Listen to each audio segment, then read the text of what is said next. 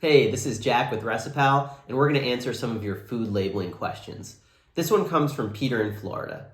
He says, I noticed some companies just list the business name, city, and zip code for their business information on the label. Is it appropriate to just list these items without any other information? So the answer here depends on the context. At a minimum, the business name, city, state, and zip are always required. If your business can't be easily found within a common directory or there's multiple locations that could make it confusing, then you are required to list the full address of the business. Now, if you're the manufacturer of the product, you don't need any statement explaining the relationship between your business and the food product. However, if the business name listed on the product isn't the manufacturer, then you're going to need to include a statement that explains the connection.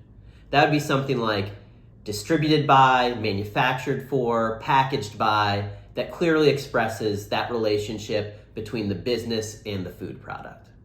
Now, Peter had a follow-up question telling us that he had multiple co-packers and distributors, and he was also self-distributing, and he was trying to figure out which address was best to go on the label.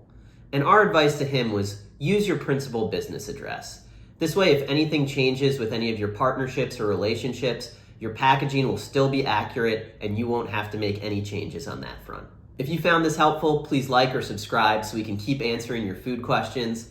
And check out Recipal.com for even more resources.